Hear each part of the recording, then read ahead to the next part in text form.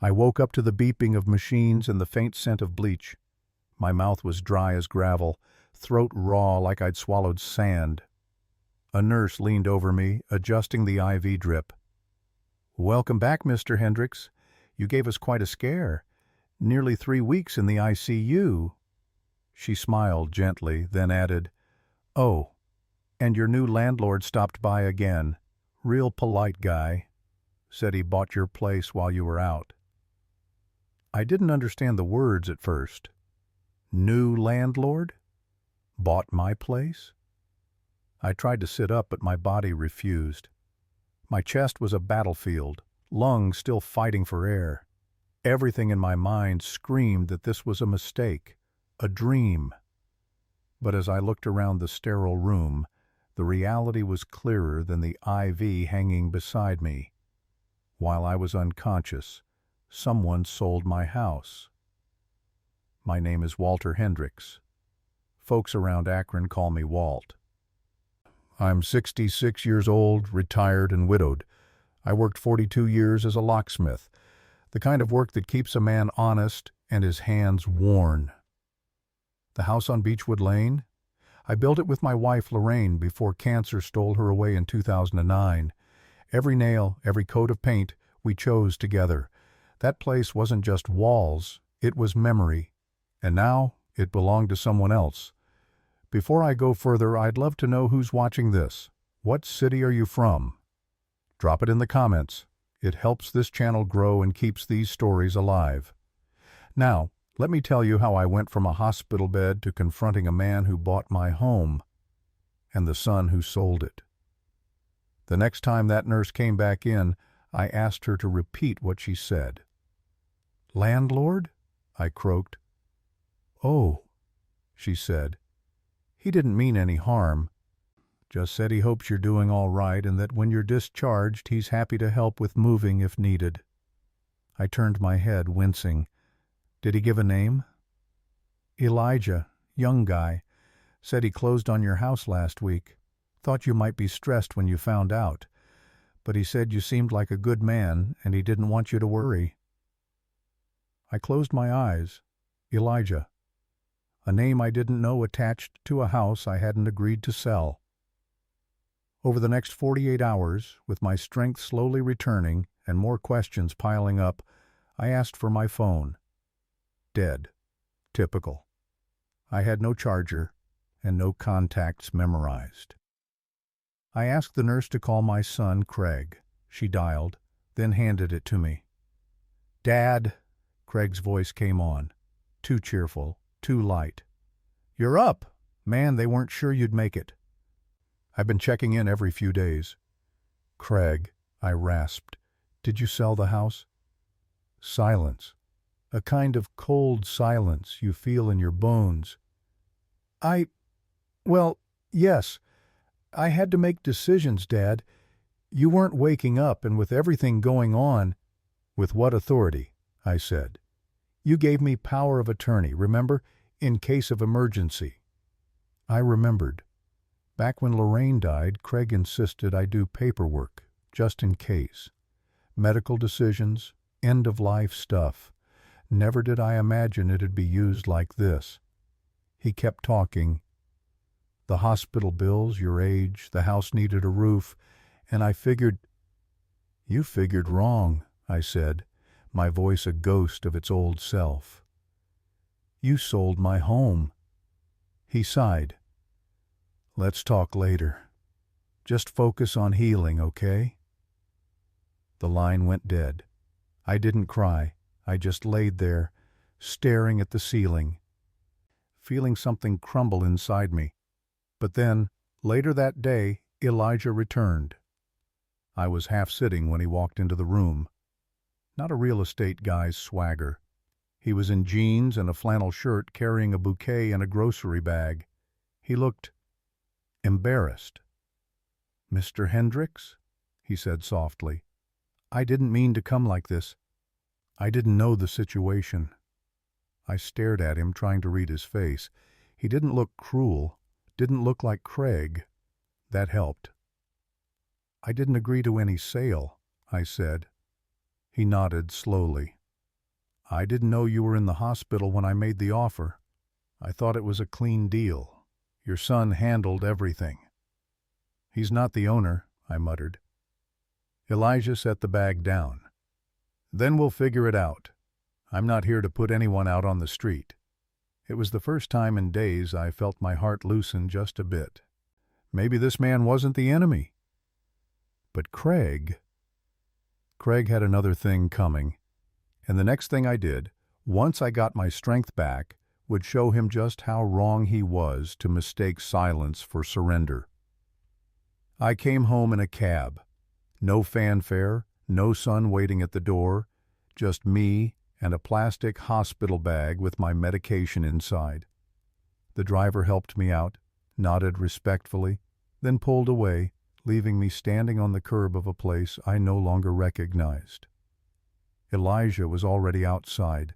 He waved gently and jogged up with concern written all over his face. "Mr. Hendricks, Walt, right? I wasn't sure when you'd be back. Do you want help inside?" I shook my head. My legs weren't steady, but pride held me up better than any walker. He stepped aside, keys jingling in his hand. "Door's still yours today, far as I'm concerned." The lock clicked. My lock. The one I'd installed with my own hands in 1991. My fingers had known every groove in that brass, every little scratch. And now it yielded to someone else's key. Inside it smelled like lavender. Not the kind Lorraine used. This was new. Manufactured. The couch had moved. The recliner, my recliner, was gone. "I tried to keep things intact," Elijah said quickly. "Just boxed up the furniture that looked personal. Most of your stuff is in the garage, safe. You can take your time." I nodded, but my eyes were already scanning the room, drinking in the changes. The photos were gone. The side table with the chipped leg I could never bring myself to fix. Gone. It was like someone had laid a clean sheet over 30 years of life and folded the corners. In the hallway, I touched the spot on the wall where Lorraine once hung a picture of her mother. The nail was still there. Empty. I opened the bedroom door. Same carpet, same draft from the old window frame. But the bed had fresh sheets, different pillows, different silence. "I'll give you some space," Elijah said gently, stepping back. I wandered in, sat at the edge of the bed. My hand brushed against the nightstand drawer. Muscle memory opened it without thinking. Inside, beneath an old church bulletin and a half-used pen, was a folded piece of paper. My name was written in soft ink. Lorraine's handwriting. I froze. I had forgotten about this. She'd written it 3 weeks before the chemo stopped working. Told me not to open it unless things ever got too heavy. I never did. Not even after she passed. Something about holding on to her words felt too final. But today, everything felt final. My hand shook as I unfolded it. "Walt," it began, "if you're reading this, then you're probably feeling alone again. But I need you to remember something. You've always been more than this house, more than the keys you cut and the locks you fixed. You're the kind of man who builds safety for others, even when no one builds it for you." I stopped reading. I couldn't breathe. That woman knew me better than I knew myself. There, in the room that used to hold our whispers and our shared silence, I cried. Not loud, just enough for the tears to leave tracks through the dust on my cheeks. Craig hadn't called, not once. He hadn't asked if I needed help getting home, or if I had a place to go. He just vanished. After selling the home his mother had painted yellow in the spring of 1986, just because she liked cheerful things. Later that evening I shuffled out into the garage. My recliner was there, covered in a painter's sheet. A few boxes were stacked neatly, At least Elijah had done that much. I sat down. The air was cooler, no warmth, but I felt something familiar beneath me. The shape of where I used to fall asleep during Sunday football, Lorraine knitting nearby. And in that recliner, I realized something simple and sharp. Craig took my house, but he never had the right to touch my home. The next morning I called a lawyer, not to scream, not to threaten, but to ask a simple question. How do I undo something done in my name, but without my consent? Because this wasn't just about four walls, this was about principle, dignity, and maybe, just maybe, a letter from the past that reminded me what I'm still made of, and I hadn't even started fighting yet. The law office didn't look like much from the outside, just a square brick building next to a dry cleaner and a nail salon. But inside, it smelled like old paper and quiet battles, the kind of place where wrongs get slowly, carefully made right. Miriam Glass was in her 60s with silver-streaked hair and reading glasses dangling from a chain around her neck. Her handshake was firm, her eyes sharp. "Mr. Hendricks," she said, gesturing toward the chair across from her desk. "Let's talk about your house." I handed her the folder I'd pieced together. Discharge summary from the hospital. The copy of the power of attorney Craig made me sign 10 years ago. And the most recent, the property transfer paperwork I'd asked Elijah to email me just to see how deep the rabbit hole went. She skimmed quickly, lips pursed. "This power of attorney," she said, tapping the first page, "is medical only. It allows your son to make health care decisions if you're incapacitated. That's it." My stomach tightened. So he had no right to sell the house. "Correct," she said, and her voice was like a gavel hitting wood. "Unless you had a separate financial power of attorney on file, which you say you didn't, this sale is invalid. Fraudulent, in fact. And any title company that processed this without verifying should have caught it." I leaned back, exhaling a breath I didn't know I'd been holding. Miriam didn't smile. She just folded her hands on the desk. "Do you want to pursue legal action?" I looked down. My calloused fingers twisted the edge of my jacket sleeve. "I don't want to ruin my son's life," I said. She nodded.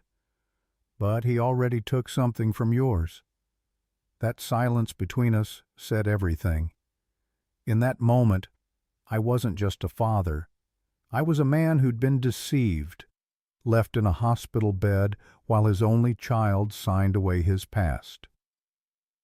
She laid out the options carefully. File for civil reversal, possibly criminal charges, title freeze, demand return of the property. Elijah could be pulled in, though unintentionally. He may have to void the sale if it goes to court. "Will I get my house back?" I asked. "If you want it," she said, "but you have to understand, this will burn the bridge with your son." I stared out the window of her office. A teenager rode past on a bike, laughing. Somewhere someone else's family was still intact. "Craig hasn't even called," I muttered. Miriam softened slightly. "Then maybe the bridge is already burning." I left her office with a folder of options and a date for the next meeting. As I stepped out onto the sidewalk, the autumn wind brushed past me, cold and dry. The world hadn't changed, but I had. On the ride back, I didn't cry, I didn't shout. I just sat quietly and thought about Lorraine, about how she would have handled this. She always believed in fighting for what was right, but never with bitterness, only with dignity. I made 2 decisions that night. First, I was going to get my house back. Second, I was going to let Craig know that this wasn't a negotiation. It was a reckoning. And the next time he saw me, He wouldn't be looking at some frail old man from a hospital bed. He'd be looking at the father he'd forgotten, and the man he'd underestimated. I picked the diner on 8th Street, the same one Lorraine and I used to go to after church. Cheap coffee, vinyl booths, no history tied to Craig, no memories for him to weaponize. I called him that morning. "Craig," I said. A pause. "Dad, I'd like to meet. Just talk." Another pause. "Where?" "Kelly's Diner, 1 o'clock. He didn't ask why. He didn't ask if I was okay. Just said, "All right," and hung up. I got there early, brought the folder Miriam gave me, neatly tabbed copies of everything. I ordered a black coffee and didn't touch it. At 1:12 p.m. Craig walked in. He looked thinner than I remembered. His hair was shorter, face drawn. But his eyes still darted the same way they used to when he was a boy caught in a lie. "Dad," he said, sliding into the booth, "I'm glad you reached out. I've been meaning—" I held up a hand. "Craig, I'm going to talk. I need you to listen." He froze. I opened the folder. "You used a medical power of attorney to sign over a house you didn't own." His mouth opened, closed. "Dad, No. Listen." I laid the documents out like a deck of cards. "Medical decisions. That's what this grants you, nothing more. What you did, it's fraud." He shifted in the booth, the leather squeaking beneath him. I thought you wouldn't make it. The hospital bills, the house was just sitting—" "It was my home," I snapped, voice low but cold. "Not just a house. It was where I carried your mother into the bedroom on our wedding night. Where we watched you take your first steps in the kitchen." Craig looked away. "You listed it without a conversation, sold it while I was unconscious. Do you understand what that means? What kind of man does that to his father?" I was trying to help, he mumbled. I didn't want to be stuck. "Stuck with what?" I said. "Me?" "No, he started, then stopped. "You don't get it, Dad. I've got my own life, my own stress, and that place, it was falling apart." I leaned back, looked him straight in the eye. "Then you should have let me fall apart with it. Not sold it behind my back like it was just another listing on your stupid website." He flinched. I pushed the papers toward him. "The sale is being reversed. The title company will be contacted. Miriam Glass is filing the motion this week." "Who's that?" he asked. "My lawyer." His face went pale. "Dad, come on. Let's not bring lawyers into this." "It's already done," I said. "I'm not here to ask for your blessing. I'm here to tell you what's coming." He looked like a man caught in a storm he thought he could outrun. "It's going to ruin me," he whispered. "You did that yourself." Silence stretched between us. People came and went. A bell rang on the kitchen window. Finally, I stood up. "I loved you more than anything, Craig," I said quietly. "Still do. But that doesn't mean I'll let you get away with this." He didn't follow me out, didn't yell, didn't cry, just sat there, alone in a booth meant for two. And I walked into the October air feeling taller than I had in years, because even if I had to fight for every brick of that house, I wasn't just an old man recovering from pneumonia anymore. I was a father reclaiming his name. Miriam's office smelled like lemon disinfectant and worn patience.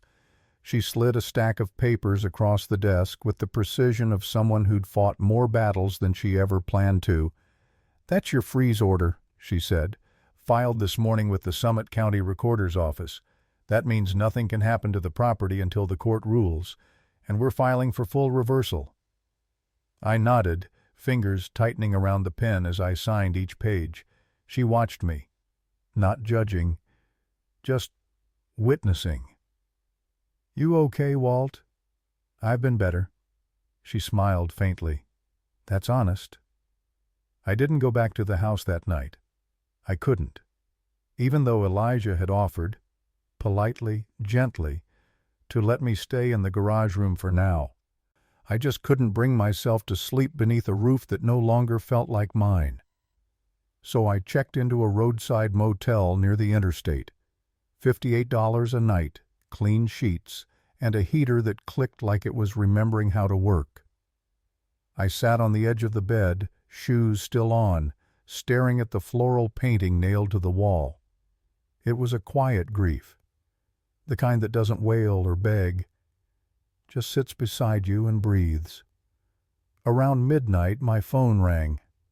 Unknown number. "Mr. Hendricks?" the voice said. "Yes." "It's Elijah. Sorry. I know it's late." I stood up, heart thudding. I wanted to say I'm sorry." "What for?" "For being part of it. I didn't know the situation, but I should have seen the signs. Your son was in a hurry, too eager to close. I thought maybe he needed the money. I never imagined—" "You couldn't have known. I just don't want to be another name in a file that hurts you." There was silence. Then he said something I didn't expect.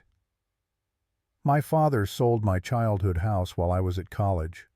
Never even called to tell me. I came home for Thanksgiving and it was just gone. A stranger lived there.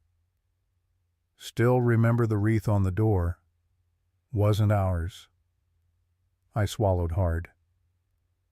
"I know what that kind of loss does to a person," he continued. "And if reversing this deal gives you back your place in the world, I won't stand in the way." "Elijah," I said slowly, "you don't have to do that." He laughed softly. "I bought a structure, but it's your soul that lives in those walls. That kind of thing doesn't belong on a deed." I didn't have words. Just a lump in my throat and a quiet awe for the grace in his voice. Before hanging up, he added, "And if you ever want help fixing the place up, not as a buyer but as a friend, you've got my number." That night, I slept for the first time in weeks. No dreams, just steady breath and the slow healing of something I hadn't named yet. The next morning, I stood outside the house on Beechwood Lane. My hands were in my pockets. The wind tugged at my coat. The porch light was on. Not for security, just habit. Lorraine used to leave it on when I worked late, said it made the house feel alive. I stared at that light, flickering softly in the morning fog, and felt something stir in my chest. It was still my house, not because of the paperwork, but because of the stories. And because no matter what Craig did, no matter what I lost, I hadn't lost myself. Not yet. The legal packet went out on a Thursday morning. Miriam handled the details. A certified envelope, a formal letter of revocation, a copy of the fraud claim and request for immediate reversal of sale. It was delivered by the sheriff's department, which is what Miriam recommended. "Not to intimidate," she said, "but to ensure it's taken seriously." By evening, my voicemail was full. 3 missed calls, 1 message. Craig's voice, barely holding itself together. "Dad, what the hell is this? A lawsuit? You're dragging me through court now? You think this is going to fix anything? You've lost your mind. I was trying to help. You were half dead. I did what needed to be done. You're too stubborn to see it, as always. Fine. You want war? You got it." Click. I didn't play it again. Didn't need to. His words weren't for me. They were for the version of himself he was trying to convince, the one who still believed he hadn't done anything wrong. I left the phone on the nightstand. Elijah showed up the next morning with 2 coffees and a yellow notepad. "All right," he said. "Let's see what we're working with." He wasn't dressed like a buyer this time. Jeans, boots, a work shirt with paint stains near the collar. I handed him the spare key. My key. We walked the perimeter first. The gutters were clogged. Paint was peeling in strips near the back porch. The cellar door creaked like a bad memory. Inside, the house smelled stale. Not dirty, just paused, like it was waiting for someone to press play again.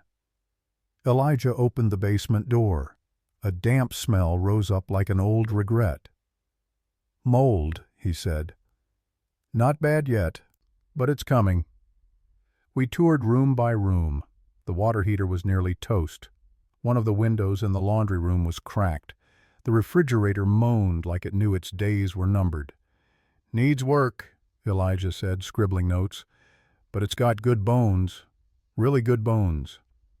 I nodded, touching the wall in the hallway, the one where Craig's height had been measured in pencil marks every year from age 3 to 10. He'd made me stop after that, said it was for kids. Elijah turned to me. "Can I say something strange?" "Go ahead." "I think this house wants to live again. I know that sounds crazy, but you can feel it. The kind of quiet here isn't just empty, it's holding its breath."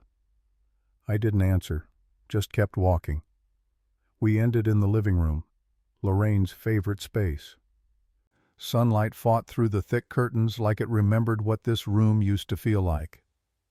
"I've got a wild idea," Elijah said, folding his arms. "Let me help you fix it. No strings. Well, one string. You teach me some things. Not about houses, about life, about how you keep going when everything falls apart." I looked at him. Really looked. He wasn't here for profit. He was here for purpose. "I'm not a wise man," I said. "You're still standing. That counts." I didn't say yes, didn't say no.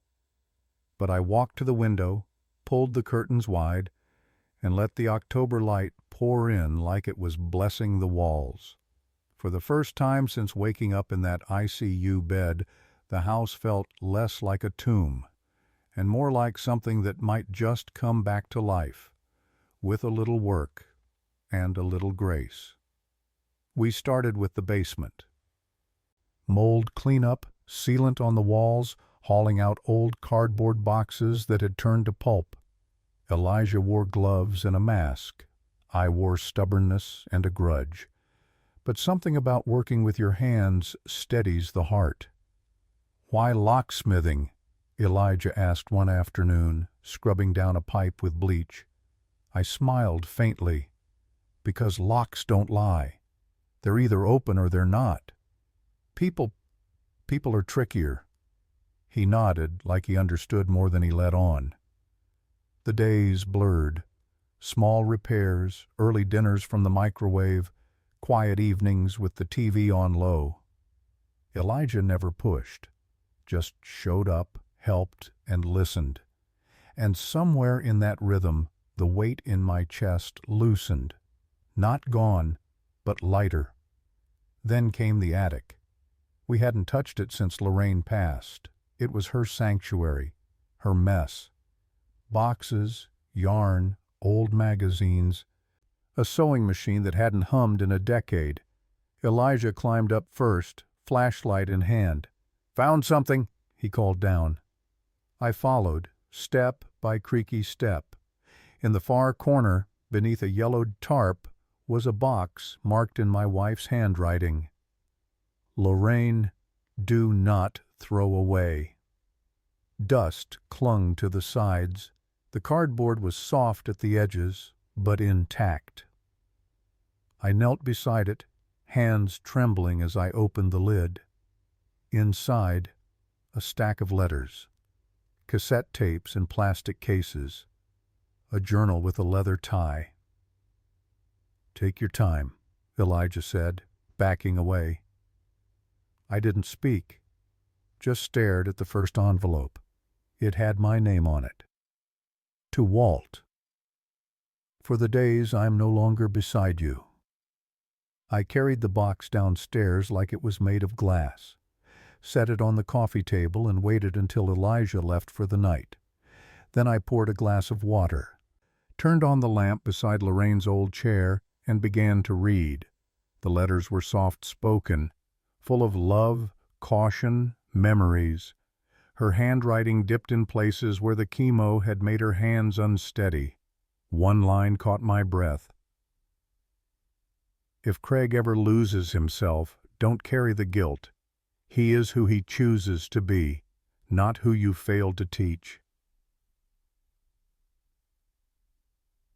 I read it twice, then a third time, and something in me finally broke. Not like a bone, but like a dam, because all this time I'd thought maybe I had done something wrong, raised him wrong, been too quiet, too kind, too tired. But Lorraine had seen it coming, and she still believed in me. I spent hours reading. Tapes would come next, but for now her words were enough. When I finally went to bed, the air in the house felt different. Not fixed, not finished, but held. Like the walls themselves remembered her voice and were glad to hear it again. And I knew then, this house wasn't just mine to reclaim. It was Lorraine's too, and I wasn't done fighting for her yet. The message from Miriam came with no fanfare. Just an email with a scanned letter from a local law office. Craig Hendricks has retained counsel and is formally contesting your claim of unlawful transfer. I stared at the screen. It didn't surprise me, but it still hurt. Elijah and I were patching drywall in the guest room when I told him. He's not backing down, I said. Elijah leaned against the wall, wiping his hands on a rag. Some people would rather be wrong than humble. I nodded. He hired a lawyer before he ever said sorry. That night, I didn't sleep. I sat in Lorraine's chair with the old cassette player on the table. Pressed play. Her voice filled the room, warm, alive, unshaken by time. "Walt," she began, "if you're hearing this, I'm probably gone, but I wanted to leave you something more than memories." She spoke of the first time we danced, our first apartment with the leaky ceiling, the way Craig used to hold her hand tight before falling asleep. But then her voice dipped. "I worry about him," she said. "Even when he was young, he wanted shortcuts, wanted applause without effort. And I saw in his eyes a hunger I couldn't name, one that scared me." There was a pause. "If he ever uses that hunger against you, don't shrink. Don't give in. You taught him better. If he chooses otherwise, that's on him." The tape clicked off. I sat there in silence. And then, at 12:17 a.m., the knock came. 3 slow, uneven hits on the front door. I opened it. There stood Craig. His shirt was wrinkled, tie askew, eyes bloodshot. "Dad," he said, slurring slightly, "can we talk?" I didn't step aside, just stood in the doorway, arms folded. "I was at the bar," he said. "Had a few. Don't freak out." I didn't say a word. "I messed up," he admitted. "I know that now. But you didn't need to sue me. You could have just talked to me. You didn't have to humiliate me." "I didn't humiliate you," I said calmly. "You did that yourself." He wiped his nose with the back of his hand. "You always took her side, you know, even after she died." "Lorraine never chose sides," I replied. "She chose decency. Maybe that's why you feel so far from her now." He blinked, surprised. "I came here to make peace." "No," I said. "You came to try and stop what's already moving. You came because you're scared." He slumped against the porch railing. "I can't afford to lose everything, Dad." "You already lost your mother's respect," I said. "Now you're gambling with mine." He stared at me, not like a son, not like a boy looking for guidance, but like a man trying to see if there was still a door open. I didn't invite him in, just said, "Go sleep it off, we'll talk when you're sober." And I closed the door. Behind me, Lorraine's voice still echoed in my mind. "Don't shrink. Don't give in." And this time, I wouldn't. The court date was set for 2 weeks from Monday. Miriam emailed the confirmation with a note. "Wear something you feel strong in." I smiled at that. Elijah showed up early the next morning, tools in hand. "What's the project today?" I asked. He nodded toward the porch. "New railing," he said. "The old one gave out. Figured if it's where ghosts like to sit, it ought to be sturdy." I didn't say it aloud, but I knew which ghost he meant. Craig, slumped there in shame and liquor, whispering excuses in the night. We worked in silence, hands moving in rhythm. By noon, the new rail was in, clean, solid oak, unpainted, but proud. Later, inside, I put on another cassette. Lorraine's voice again. But this one was different. She sounded firmer, focused. "There's an envelope at the back of the drawer in my sewing table," she said. "If you ever find yourself needing to remember that I believed in your strength, open it."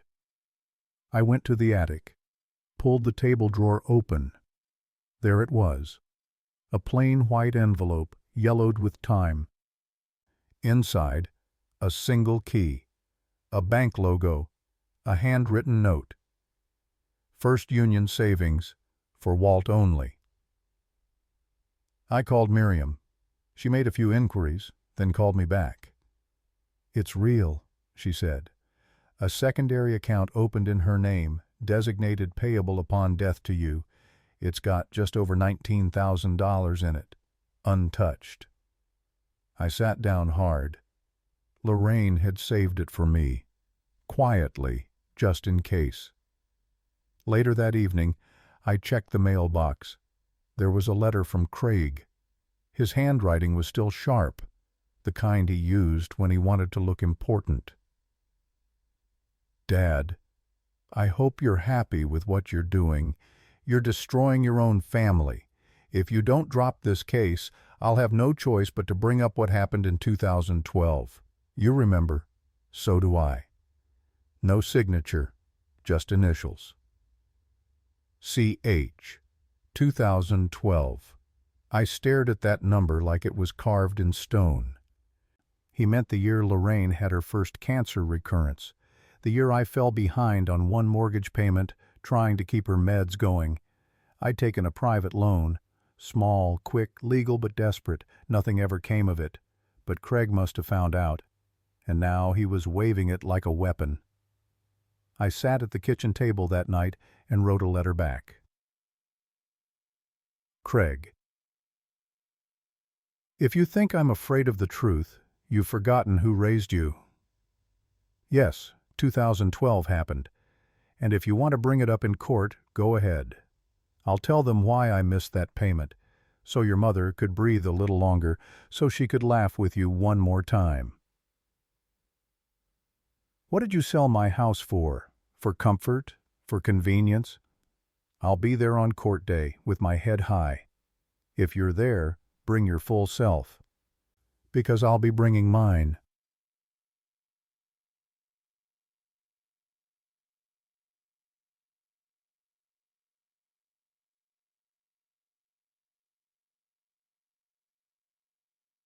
I sealed the letter. No threat, no venom, just clarity. And as I stepped out onto the new porch, running my fingers along that fresh oak rail, I realized I wasn't just preparing for court. I was preparing to reclaim everything he thought I'd forgotten. And I wasn't doing it alone. The casserole was still warm when I opened the door. Susan White, from 3 houses down, stood on the porch with a tinfoil-covered dish and tears in her eyes. "I heard," she said simply. "I don't understand it, but I know you don't deserve it." I took the dish, too choked up to speak. That week, the doorbell rang more than it had in years. A retired pastor from our old church offered to testify, said he visited me twice in the ICU and could confirm I was non-responsive, unable to approve anything. Another neighbor dropped off a hand-drawn map, every repair Walt had done for free over the years, house by house. It was like the town had quietly waited for its moment to speak, and now it was speaking loud. Elijah kept working, fixing window seals, patching floorboards, painting Lorraine's old sewing room a soft blue. She would have liked better, he said. Then, one afternoon, I walked out back and found a bench. Simple, pine, sanded smooth. A small plaque on the side read, "For Lorraine, who saw beauty in broken things." I couldn't say a word, just sat down, let the quiet hold me. Miriam called that night. "Ready?" she asked. "As I'll ever be." She ran through the motions again. What to wear, when to speak, how to pause, and let silence do the heavy lifting. Then she said, "I want you to bring a letter." "A what?" "From Lorraine," she said. "The one that speaks to the house, to memory. Read it if they question your motives." I hesitated. "You're not just defending a deed," she said. "You're defending a life." So I chose the one with the frayed edge. The letter Lorraine wrote the night after Craig left for college. I remembered her scribbling by lamplight while I dozed in the recliner. I went out just before sunset, sat on Elijah's new bench, letter in hand. The sky was watercolor, pink bleeding into gold, like someone had tipped over heaven's jar of light. I read the words slowly. "Walt, this house will outlive me. Maybe it'll outlive us both. But if you ever have to fight for it, I hope you'll remember, it's not the roof or the doors or the garden out front. It's us. It's where we learn to forgive and be forgiven. That kind of soil is rare. Don't let anyone pave over it." I read it again, this time aloud, practicing not for a judge, but for her, to make sure I carried her voice into that courtroom, and let it rise louder than Craig's, louder than shame, louder than fear. Tomorrow I would take the stand, but tonight I was already standing. The courtroom smelled like old paper and colder air. Wooden benches, neutral walls, a judge with tired eyes behind bifocals. Craig walked in 5 minutes late, his lawyer whispering quickly beside him. They didn't look at me. Fine by me. Miriam touched my elbow gently. We speak calmly. We speak truth. That's all. When my name was called, I stood. The oath felt heavier than I expected. Not just legal weight, soul weight. I told the story slowly. ICU, the nurse, Elijah, the missing home. Craig's silence. I spoke like a man who wasn't trying to win, just be heard. Craig's lawyer tried to rattle me. "Did you not, in fact, give your son power of attorney?" "Yes," I said, "for medical emergencies, not to erase my life while I slept." He pressed. "Isn't it true you were behind on roof repairs, that the house was declining?" "Decline isn't a reason to steal," I said. "By that logic, we'd sell off every elder with a limp." Miriam stood then, calm, composed. "Your Honor," she said, "my client would like to share something. It's from his late wife." The judge nodded. I unfolded the letter. My hands didn't shake. My voice didn't break. I read every word. The room changed. It wasn't dramatic, just still. Like everyone knew they were hearing something that wasn't rehearsed or strategic. Even Craig's lawyer looked down. When I finished, the judge cleared his throat. "Thank you, Mr. Hendricks. We'll recess for deliberation." Outside, the sky was overcast, October's breath in the air. Craig followed me out, alone. No lawyer. "Dad!" he called. "Wait." I stopped. He walked up, hands in his pockets, face unreadable. "I didn't think it'd get this far," he said. "That makes two of us." He sighed. I didn't know how to ask for help." "That's not what you did," I said. "You didn't ask. You took." "I was drowning, Dad. Bills, divorce, I would have helped you," I interrupted. "But you didn't ask. You assumed. You decided I was done, that the house didn't matter." He didn't respond, so I added, "You thought I was asleep forever, but I woke up." He nodded slowly. "Craig," I said, "I don't hate you, but I don't trust you either." That landed. "I'm not here to punish," I said. "I'm here to protect what your mother and I built." He looked away. The wind caught the edge of his coat. "You'll get a ruling soon," I said. "Be ready to live with it." And I walked away, not with triumph, but with peace, because no matter how the judge ruled, I had already done the one thing Craig never saw coming. I stood up and stayed standing. The call came just after lunch. Miriam's voice, calm as ever, carried the words I didn't dare hope for. "The judge ruled in your favor. The sale is reversed. Title is back in your name as of noon today." I sat down at the kitchen table, hand over my mouth, not crying, not cheering, just still. It was over. Elijah pulled up 20 minutes later with 2 cups of coffee and a grin. "You heard?" I nodded. He set the coffees down and pulled me into a hug. "You did it?" "No," I said. "We did it." The neighborhood responded in its own quiet way. Susan White left a welcome back card in my mailbox with a handmade pot holder tucked inside. A teenager I didn't recognize mowed my lawn without asking, gave me a thumbs up from the curb.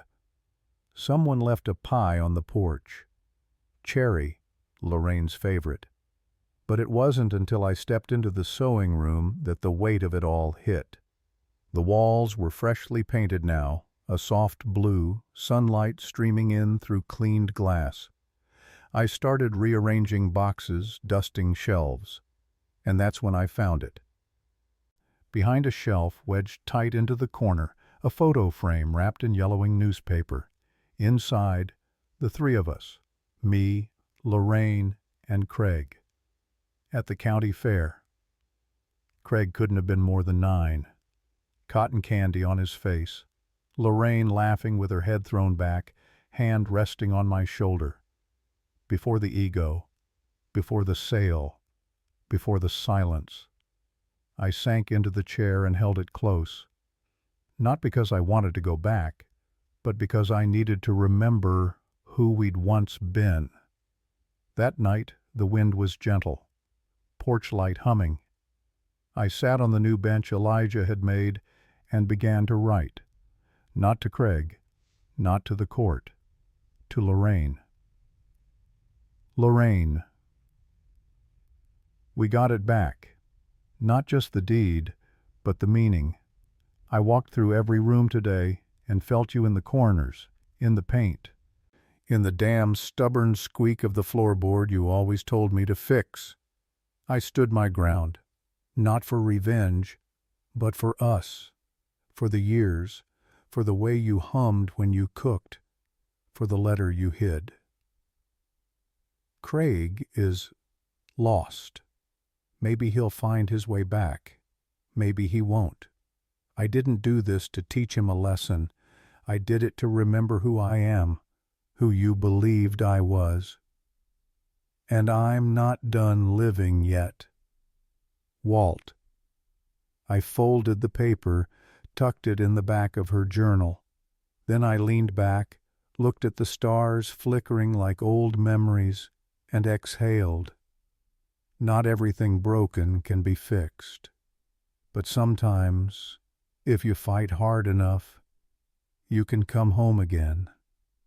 The rhythm of the house returned in slow waves, mornings with coffee by the window, midday hammering or painting with Elijah, music low, dust floating like sunlight was trying to dance, evenings with silence, not empty, but sacred.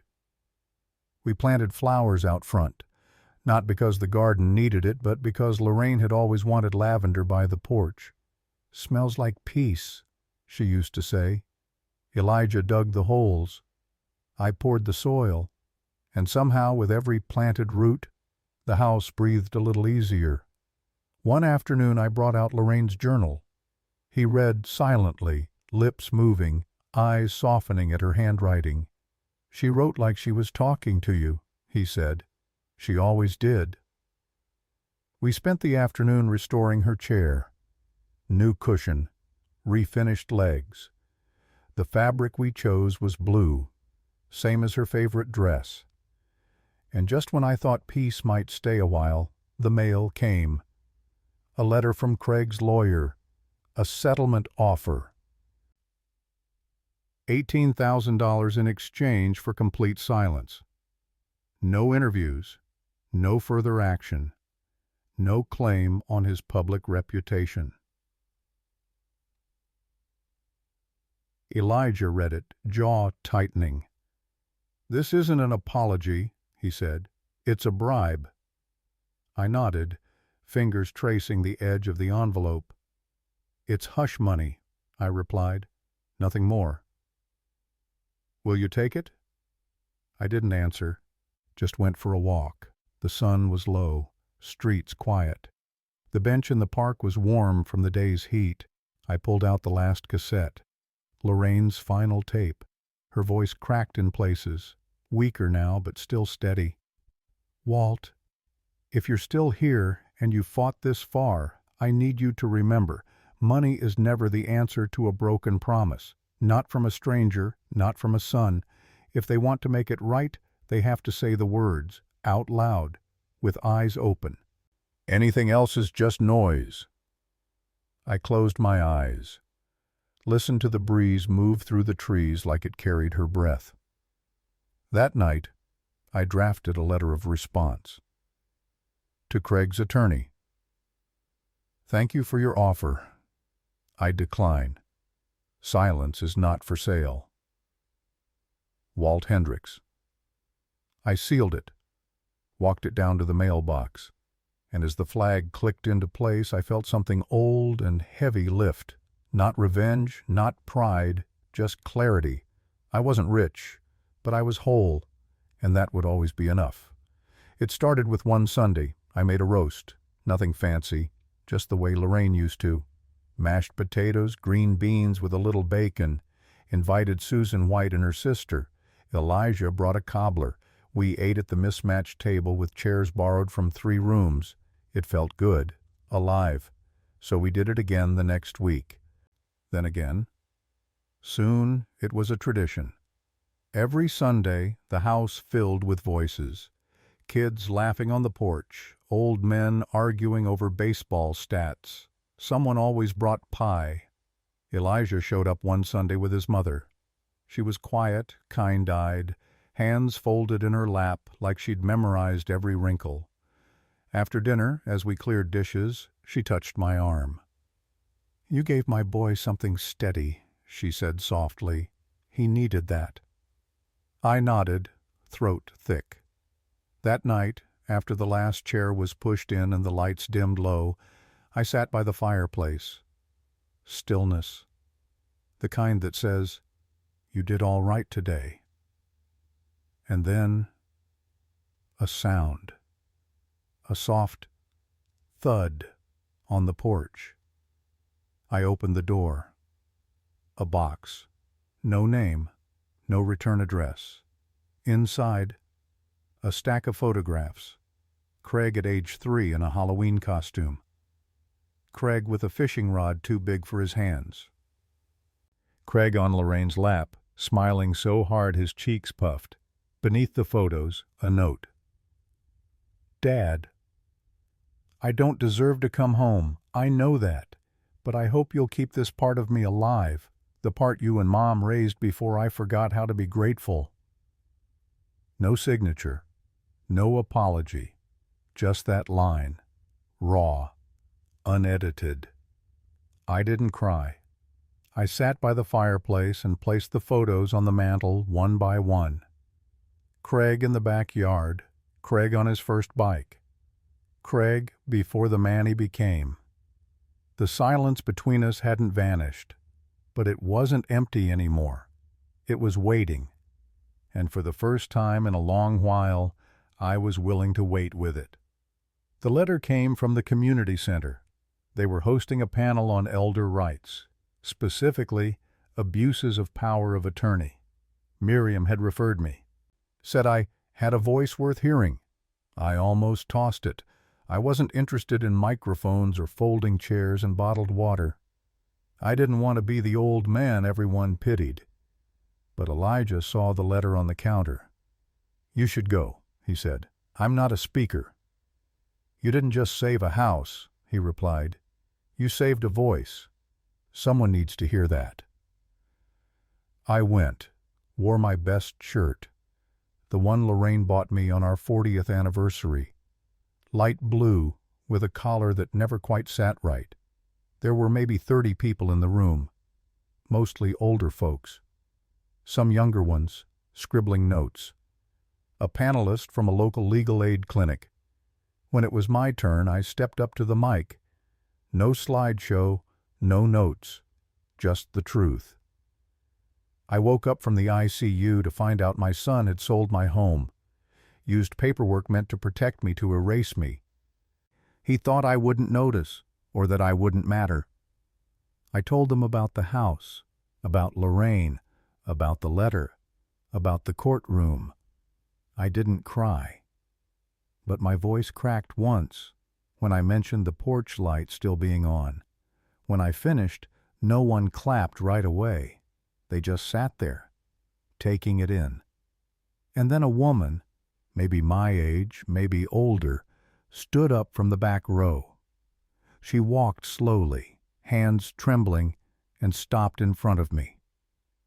My son did the same, she whispered, and I thought I was the only one. She hugged me like she'd known me forever. That night I walked back through the door of my house, and felt something deep settle in my chest. Not pride, not revenge, just belonging. I stepped out into the garden, lavender brushing my knees, the porch light humming, and I whispered her name. Lorraine. Not in grief, but in thanks. Because every part of this, the fight, the ache, the bench out back, it had brought me back to her, and through her, back to myself. The first snow came early that year, thick flakes, slow falling, like the sky was remembering how to rest. Elijah and I had just finished sealing the back windows. The house was warm now, not just from the heat, but from being lived in again. I packed up the last of my things from the motel, folded clothes into the old oak dresser where Lorraine used to tuck lavender sachets in the corners. When I closed the last drawer, I said aloud, "Home." No one was there to hear it, but I think the walls did. That night Elijah stayed late. We sat by the fire, two mismatched mugs, a silence that didn't ask to be filled. Then he looked at me, cautious. "Can I ask you something?" "Of course." He stared into the flames for a moment. "I know I'm not your son, and I'm not trying to replace anything, but would it be all right if sometimes I called you something more than Walt?" He didn't say the word. He didn't have to. I set my mug down, looked him in the eye. "You don't have to ask." He nodded, eyes wet, looked away like the weight of it might break him if he held it too long. We didn't say anything more. Didn't need to. The next morning the mail arrived late. A single envelope, no return address. Inside, a Christmas card. Plain, red border, holly in the corner. No signature. Just 3 words. "Still trying, Dad." I stared at it for a long time. Not angry, not relieved, just holding it. I walked it over to the mantel, placed it beside Lorraine's photo. Not because I forgave everything, but because I wanted to believe in trying, even if it took the rest of his life, even if I never saw him again. Some bridges don't fall all at once, and some don't rebuild in full, but they hold enough weight for one step, and sometimes that's all it takes. The last nail went in just after New Year's. Elijah stood on the ladder, breath fogging in the cold wooden plaque in hand. We'd sanded it together, stained it until our hands smelled like cedar for days. He mounted it over the front door. Still standing. 2 words, not triumphant, just true. We stepped back and looked at it. "Think she'd like it?" he asked. I nodded. She'd roll her eyes and smile when no one was looking. The house was whole again. Not new, but honest. That night, I walked every room, slow and quiet. Lorraine's sewing room, the old study, the kitchen that still creaked in the same place it always had. I said her name in each space. Lorraine. A benediction. A homecoming. A promise. The porch light was on, not out of habit, but intention. 3 days later, just after dusk, I saw him, at the edge of the property. Craig. No bags, no car in sight, just a wool coat, hands buried in pockets, standing under the street lamp like someone who didn't know what he was hoping for. He didn't move, just raised one hand. A small wave. I didn't wave back, didn't call out. I just stood in the doorway. Let the porch light glow behind me. It wasn't a welcome, not yet. But it wasn't a shut door either, because forgiveness isn't a moment.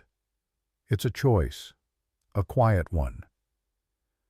Made every time you leave a light on for someone who doesn't deserve it yet, and maybe never will.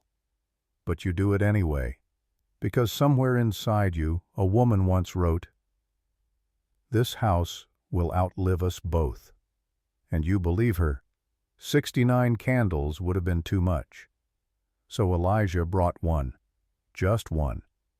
He stuck it in a slice of cherry pie and lit it with a match, grinning like a boy with a secret.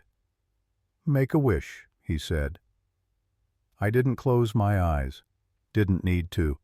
I wished for nothing, because for the first time in years, I wasn't wanting. Susan brought potato salad. Dennis from down the street showed up with a cheap bottle of sparkling cider. We toasted paper cups, told stories, laughed.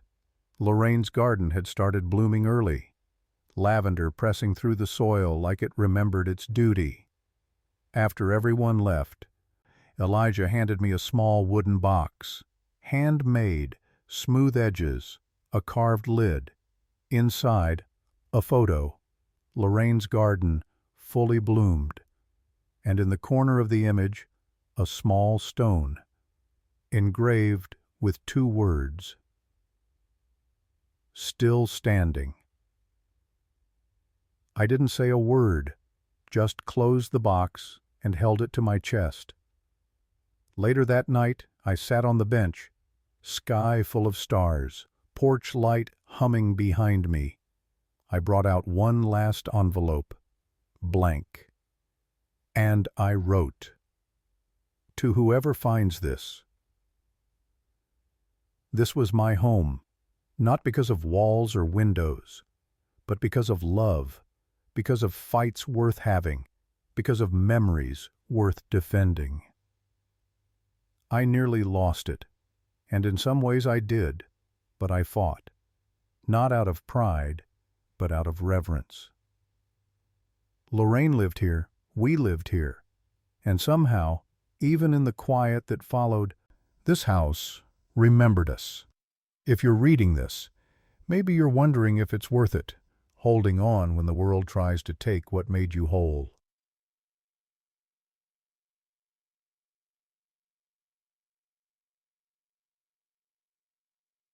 It is. Even if no one understands, even if they call you foolish, even if they wave from the edge and never cross the yard. Fight anyway, love anyway, stay anyway. Because some places aren't just buildings. They're proof that something good stood its ground.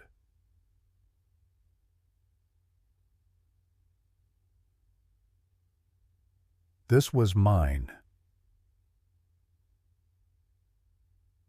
Still is. Still standing. Walt Hendricks,